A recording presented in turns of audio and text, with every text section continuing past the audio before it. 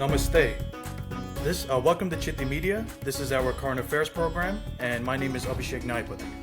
Today, we're going to be talking about the tragic 26/11 attacks that happened in Mumbai and the protest that's going to be held outside the Pakistan embassy in the UK.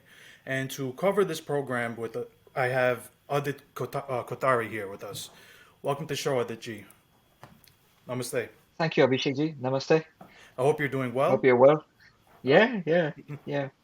So last Yeah. time we had you on the show, you spoke about the BBC protest that you were conducting. So, and now your team is organizing this new protest. Can you tell us a little bit about this? Sure. I mean, the background to this is quite vast, so you'll have to give me some time on this one. I mean, if I was to talk about the background as to why we're doing this, it's predominantly because 26/11 is India's 9/11 moment. We've had terror incidents before that and after that, but the scope of the 26/11 attacks, the way it was carried out, it was just not an attack on Bombay. From my prism of things, it was an attack, our collective conscience. When I say collective conscience, as in the whole of India. And to understand this, one would really have to delve into the background of why this has happened. And for me, it's essentially Islamic terrorism which has been responsible for this kind of reprehensible and absolutely ghastly attacks. I mean, the world has seen this for about the last 20 odd years, but India has been pleading the world to take cognizance of this and, our plight for a very, very long time. When we look at India and its sort of its connections to terrorism and its exposure to terrorism. The problem I have is that we've got a memory of that of a goldfish, and whatever happens to us collectively, we tend to forget. After a couple of years, we mourn about it, we talk about it, and then we easily cover our wounds up. Things have been happening since 1947, if I was to look at it, right from the inception of Pakistan, back in 1947, 22nd of October 1947. It was the Pakistani deep terror state, which essentially sent Afghans and Pashtun tribal men dressed as uh, Kabilis to come and attack Kashmir. And this was a ploy which was essentially designed by the Pakistani government and the intelligence agencies way back on the 20th of August. So that was literally 5 days after independence. So it's we can see that the foundation of in India and its exposure to terrorism has been with its foundation of Pakistan. And how it essentially pans out is it was the Pakistani army which designed this nefarious plan called Operation Gulmarg, where they would essentially use irregulars of the Pakistani army to go into Jammu and Kashmir. They looted, they plundered, they pillaged, they raped women and little girls, and they killed the men. And it was absolutely horrendous. So that sort of arm twisted the Maharaja, then Maharaja Hari Singh, to sign the instrument of accession, and then India gets involved, airlifts its men and sends them into Kashmir to fight the tribal, the so-called tribal, but actually the irregulars of the Pakistani army, and ultimately Pakistan army comes into the foray, not very late, but in 1948. The plan was essentially hatched by a Pakistani colonel called Colonel Sher Khan, and these are documented part of our history.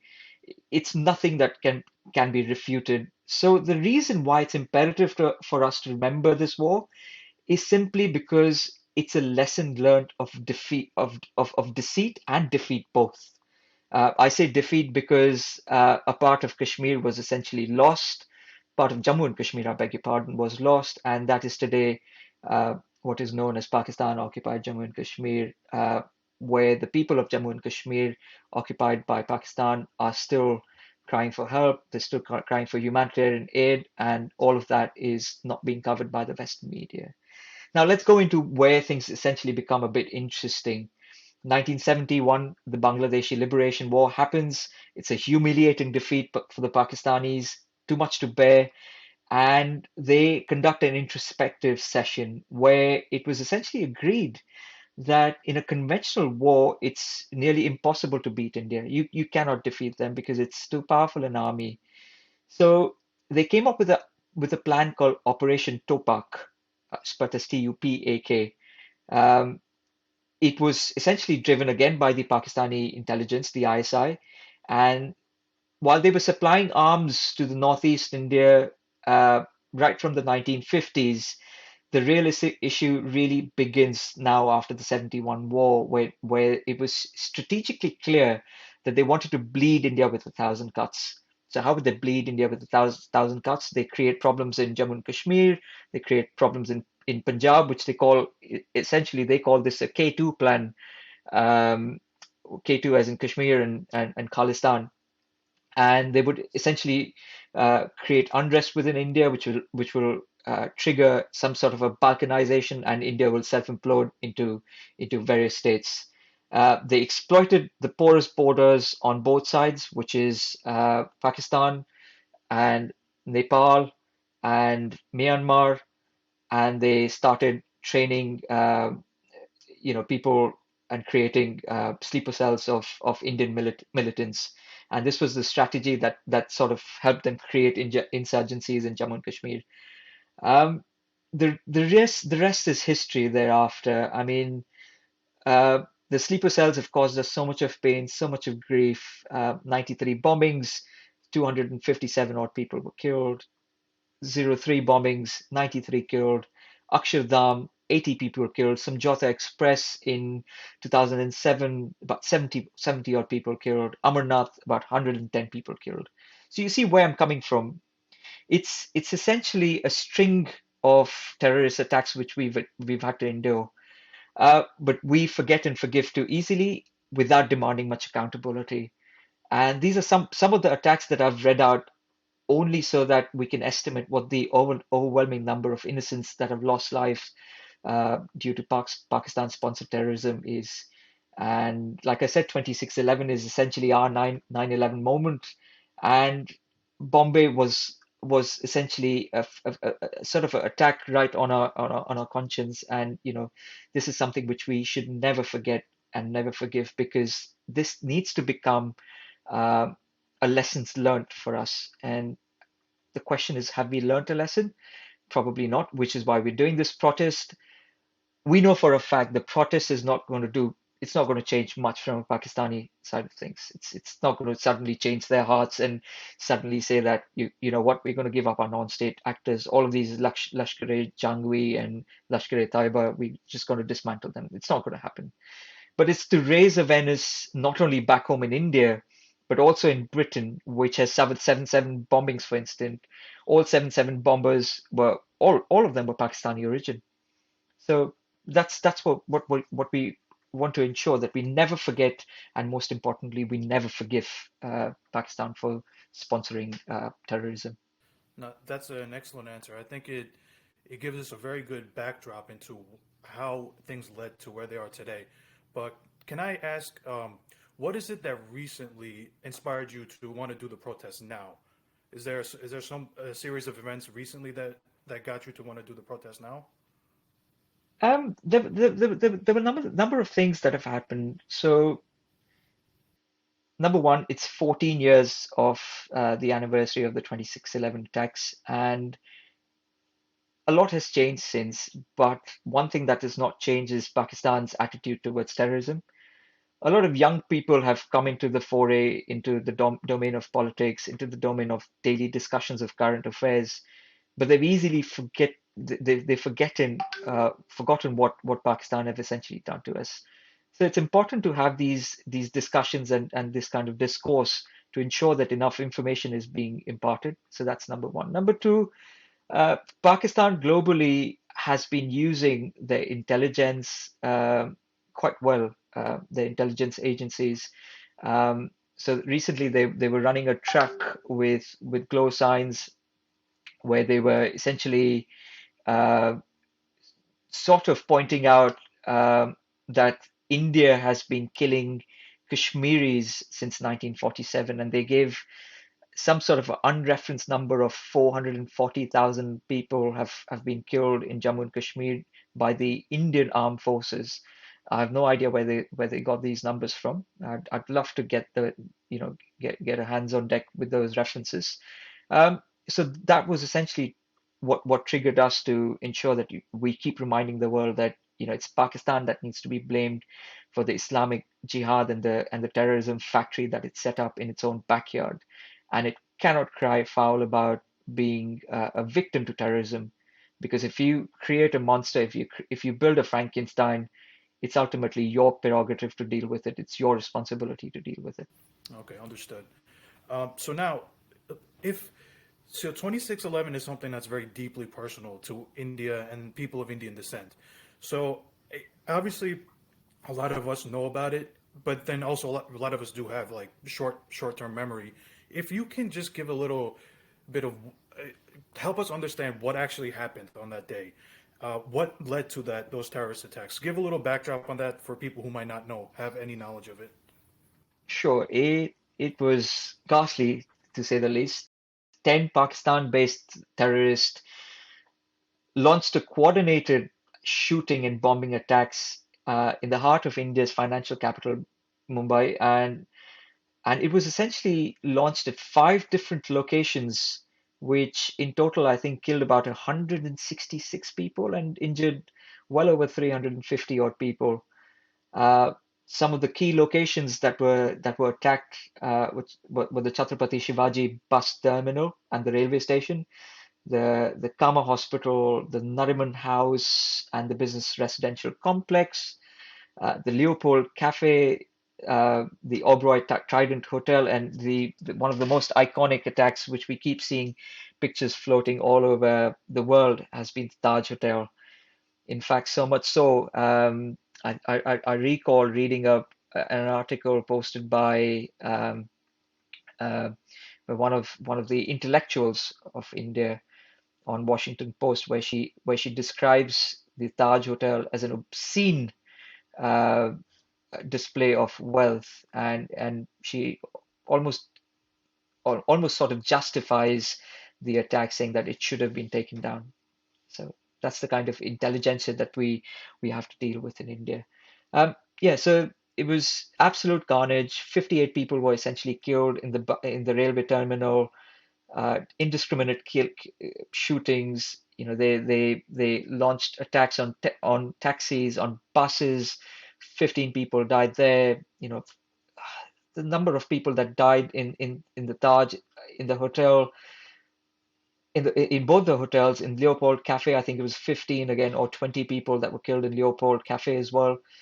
So it was absolute carnage, and it was the whole financial sector essentially just came to a standstill. And it was just not Bombay that came to a standstill, but the entire country was mourning, because we'd never experienced anything of this proportion and this size. I mean, we've had terror attacks previously. I mean, Bombay was bad enough in '93. Akshardham was bad. Samjhauta Express was extremely bad as well. But this kind of professional and meticulous planning, where the 10 terrorists would essentially come via sea route and launch themselves into 5 different ports and disembark themselves into 5 different ports entering India. They obviously had some sort of local help as well. Um, so yeah, that sort of summarizes the attack that happened, that transpired on the 26th of November 2008. Thank you for enlightening us on that. So now you mentioned before how 2611 is our 9/11, right? But when it comes to the media and Western media in general, there seems to be a sort of selective memory. Why do you think this is? Why is it that like do we play a part in it too? That we kind of don't remember this. We don't make enough noise about it. I would say we're as complicit and we're as complacent to be blamed for this as well. I mean, to be honest, a question needs to be asked whether the government of India values the lives of its people. And by the sheer number of killings that have happened over the years, over the best part of the last 50 years, the amount of innocents that have lost life their lives to terrorism. Uh, I believe that the answer is no. I don't think we value Indian lives a lot. And had we did, uh, we till date we do not have a full disclosed list of the 141 uh, Indian lives that were lost in the 26/11 attacks. We've got the list of the 15 people. For example, if you were to go on the internet and you type on the internet saying names of the people who died on the 26th of 11, you'll get a list of 15 names, which are the foreign nationals, six of them which are of Israeli descent, few Americans, one British.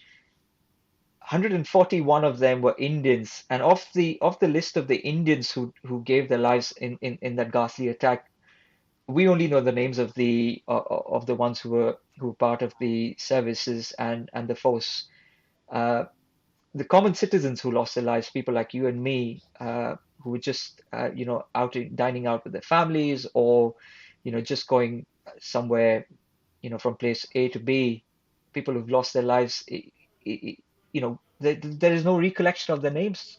There's not a memorial in India which has a name like the 9/11 memorial in the US, for example.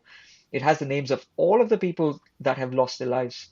We forgot. We've decided to forget our own that have lost life. So I really wouldn't blame the Western media for having a duplicit attitude on 26/11, where they remember the 9/11 attacks, where they remember the 7/7 bombings, but they meekishly talk about the 26/11. I think the blame is more ours, that we've not gone ahead and made the world aware of what our collective feelings are about this particular incident. And I think that's actually what leads to this protest, right? That's the problem you're trying to solve. So let's talk about the protest a little bit. So obviously we support peaceful protest, and that's what you're planning on doing. However, there's a lot of people that may say that this is too controversial to do what you're doing. What would you say to that perspective? I wouldn't say controversial. Can you point me as to why you would say it's controversial? Is it the angle of Hindu and Muslim that you're trying to point out? That Yeah, that's really what it is. A lot of times it'll create communal tension within India, and it's just people. I don't know if it's some people don't even like protesting, the method of protesting. They think it's just like you're just creating noise and you're not really doing anything. So, what would you say to that perspective? I mean, the like I said, the scope of the protest is very articulate. It's about raising awareness in India and globally, and making the world aware of what we've had to endure for the best part of 50 years. The world's only seen terrorism for what, about 20 odd years. We've been suffering this for a very, very long time. When it comes to the controversial aspect, when you talk about ruptures and fractures within our own society, back home in India, where the Muslims or the Indian Muslims would certainly view it in a certain way, I think the time has come for us to dump that political correctness into the bin. Uh, I'm going to go back to 1946. 1946 provincial elections happened in undivided India. Uh, Overwhelming majority of the Indian Muslims of undivided India, I would say about 90% of them voted for the Muslim League. Come 1947, majority of them decide to stay back in India.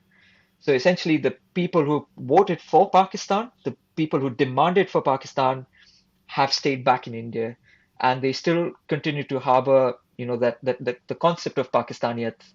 And the reason why I say Pakistaniyat is because to be Pakistan, in my opinion, is the foundations essentially are being anti-Hindu and anti-India. That's where the foundations lie.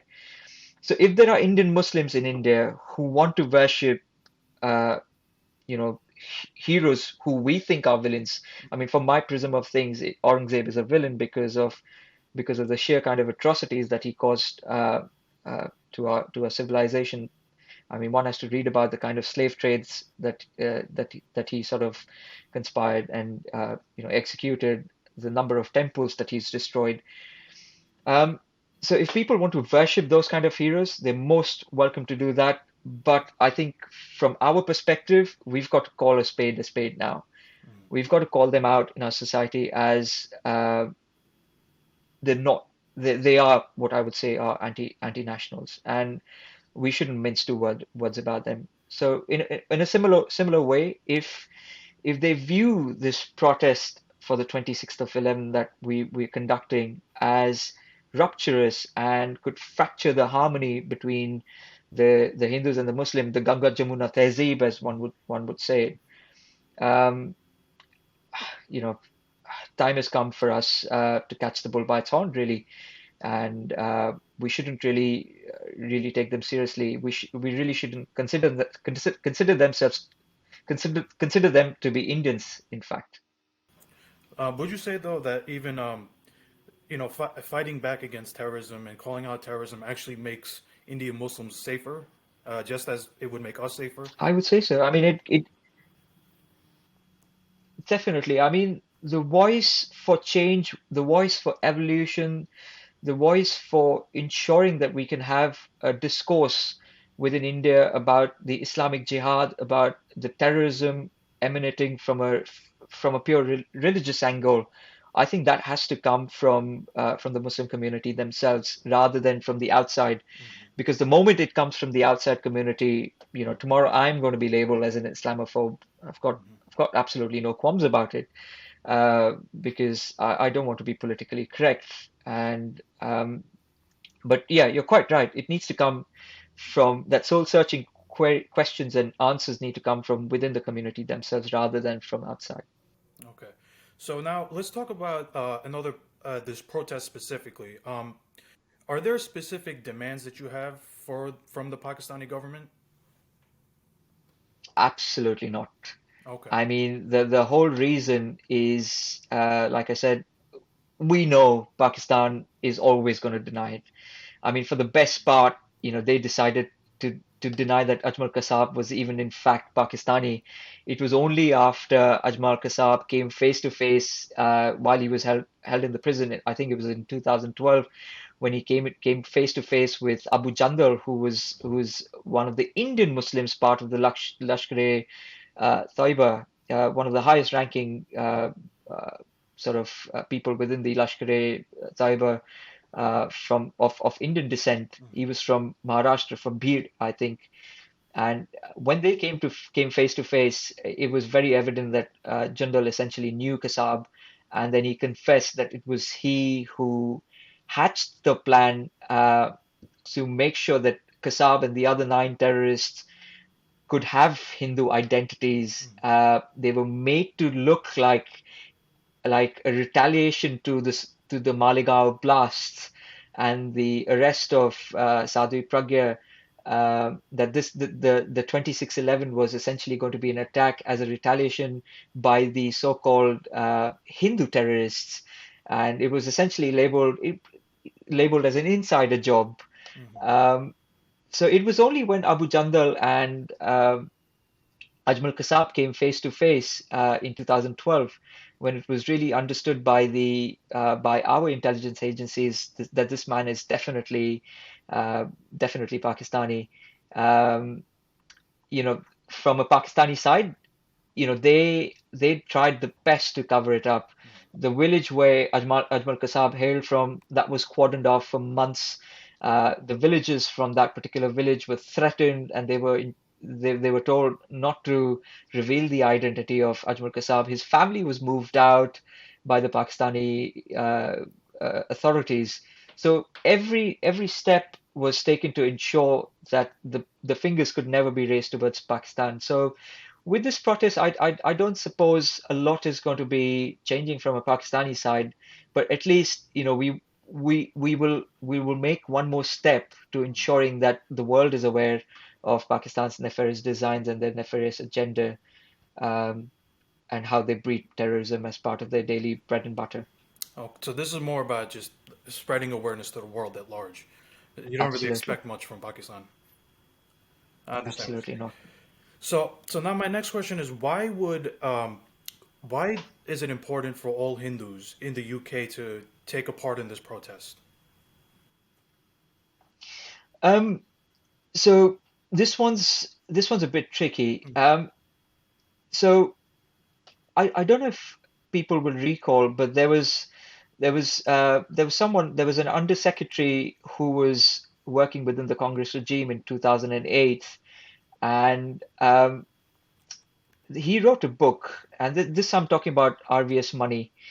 He was a civil servant, and he wrote a book called Hindu Terror: The Inside Account uh, of Ministry of Home Affairs.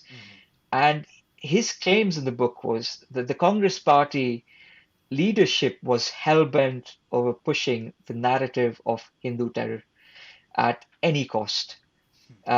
We all will remember, leaders like Digvijay Singh, who who always mentioned that this was a RSS plot, this was an insider job, and in his book, RVS Mani essentially mentions that 2611 was a fixed match between the Congress and the ISI, and these are quotations right from his book, because I only read it a couple of weeks ago, and he used the word fixed match, and I cannot forget this because it was a compelling argument when I was reading it. But the point is, no one from there on has ever debated this on the merits. He has been saying this for many years, but no one, even from the present dispensation, has come out to debate this. Um, and I think the time has come to question the Congress Party of that particular time as to what their agenda was essentially at that point of time, to paint this as an insider job, or as a RSS conceived attack. Was it to ensure that this could be the final nail on the RSS and the BJP could be locked out permanently? Or was it to paint our entire civilization in a certain way, to say that Islamic jihad is not the only problem, but there is also a Hindu terrorism angle as well? So, which is why I think it's absolutely imperative and important that Hindus get motivated and they learn about incidents like this, and especially what leaders like Digvijay Singh have said. And we make them accountable. We ask them compelling questions as to what would have made them say complete rabid and absolute nonsensical statements like that. And today, Digvijay Singh is continuing with his political life. There's absolutely no bars hold for him. He's still fighting his elections. The Congress Party has not held him up by his collars. The Congress Party is all of those people who try to label this as a Hindutva terror kind of a thing. They're continuing with their political lives as life as normal. So, which is why I think it's important that all of the Hindus come out and raise the bar of this particular discourse. Do you think that BJP being in power affects the dynamics a little bit? Do you think that gives us a little more, I guess, freedom to express ourselves in this way, or is it? I don't know. How do you feel about that? No, I don't think so. In fact, if anything, um, if one was to look at it, we call BJP the right wing. But the only thing that makes them right wing is the fact that the other parties on the other side of the spectrum are extremely left. So that's the only thing right about the BJP. But if you look at the economic policies, it's nothing to do with capitalism. In fact, they've been more socialistic, even when compared to the Congress. I mean, the kind of free food schemes that they run. If I was to look at the Minority Affairs Ministry, they've launched schemes like Pardes Padhao schemes for uh, Muslim children to go and study abroad, and they get secure unsecured loans worth 20 lakh rupees. I mean, I am part of a minority community as well. I come from the Jain community, and I get absolutely nothing from that particular community if I wanted to go and study abroad. So if anything, the BJP has been more careful, and they've treaded very carefully, and they've been extremely politically correct, probably to please the Western media, even though the Western media is still going to abuse them, irrespective of what they try to do. But I think it's more to please their Western partners as well. We saw how they threw Nupur Sharma under the bus not so long ago, at the behest of who? Qatar, and we see what Qatar is doing today. with the FIFA World Cup and everything. So the short answer to your question is no, I don't think much has changed with the BJP coming into power. They're being as politically correct, and in my opinion, they've ignored their uh, core vote bank. Okay. So I want to ask another question about the protest. So the last time you did the BBC protest, um, I feel like there was a significantly older demographic that showed up. Uh, what do you think? How do you think we can get more young Hindus involved? A lot of them may say that I wasn't even alive back then, but what is your message to them? I mean, exactly why we need to have these conversations and why we need to do these protests is to raise the awareness as to what essentially transpired on 26th of November 2008. The more information we can impart, the more our younger generations can learn about it, they can reflect on it, and they can use it as a learning curve to ensure that we are better prepared and we are more proactive as a society. There are younger leaders and younger sort of organizations coming into the foray. So this particular protest has been organized by an institution called Reach, which is a fairly younger, youthful and very proactive organization. And if you remember 2019, there was an attack at the Indian High Commission in London where Khalistanis and Pakistanis came in through eggs and tomatoes at a embassy. And Reach was essentially formed at that point. It was a group of young individuals, young professionals who came together and carried mops and cleaning material from their homes to go out and clean the walls of the Indian High Commission in London. Um, so, which is why younger people need to come out in the open and they need to take charge and they need to take proactive measures to raise awareness about what are pressing issues for our collective society. Thank you very much for that answer. So now, can we go back to the BBC protest that you had, just so we can kind of look at what worked there and what we can learn going forward with our future protests? So now, did the BBC protest lead to any dialogue between you and leadership of the UK and the Hindu community at all?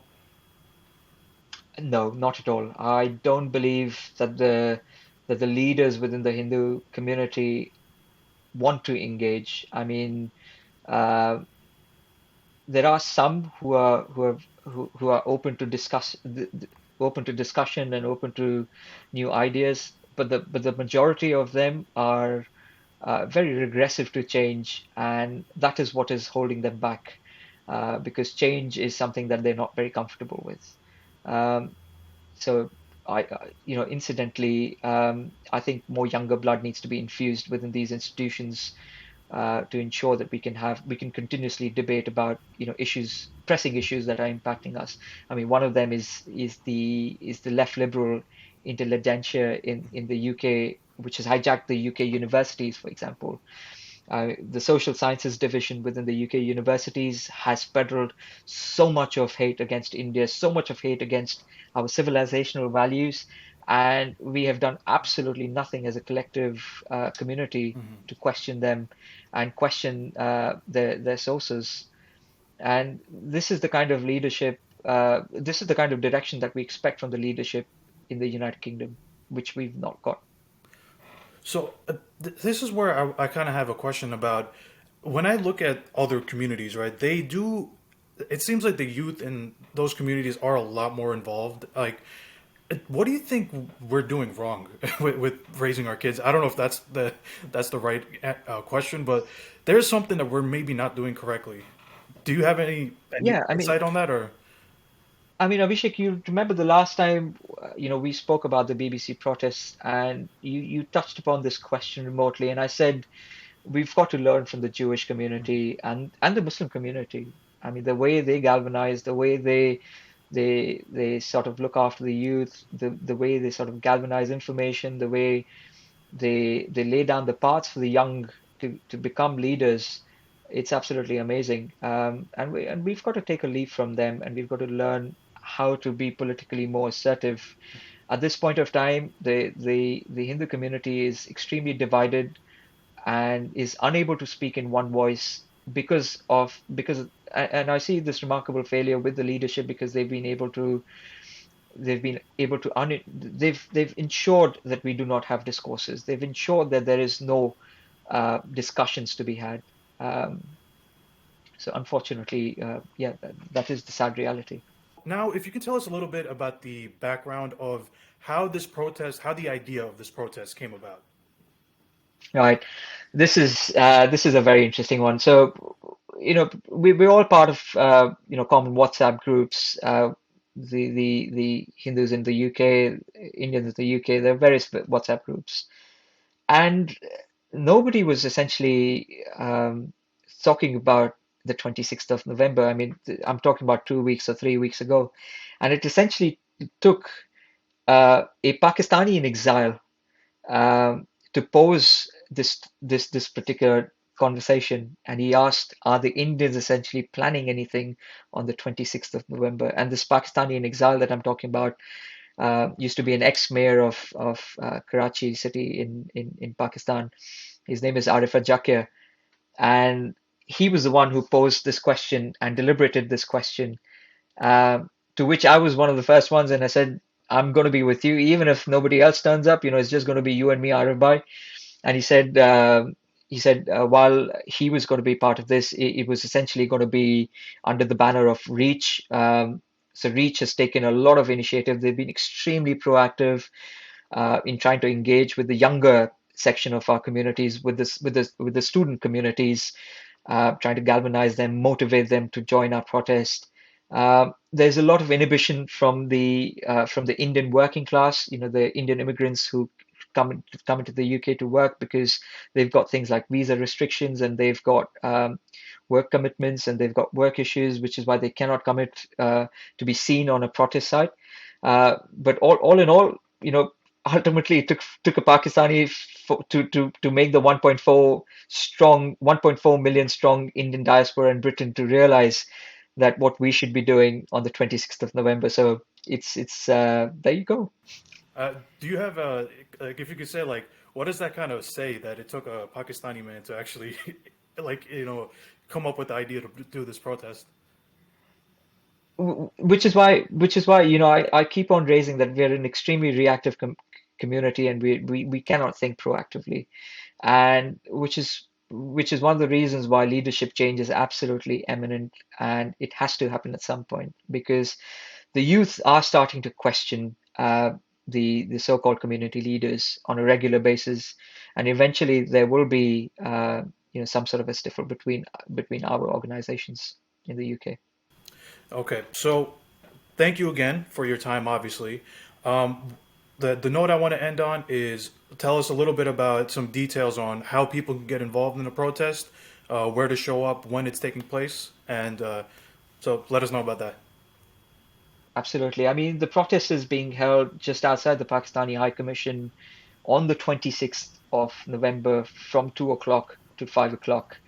And we're going there with our placards to raise more awareness for people in and around the Pakistani High Commission, and with the hope that even the Pakistani High Commission officers will take cognizance of this, and will do a bit of soul searching and maybe a bit of self introspection to comprehend where they've treaded wrong and how they've hurt us continuously.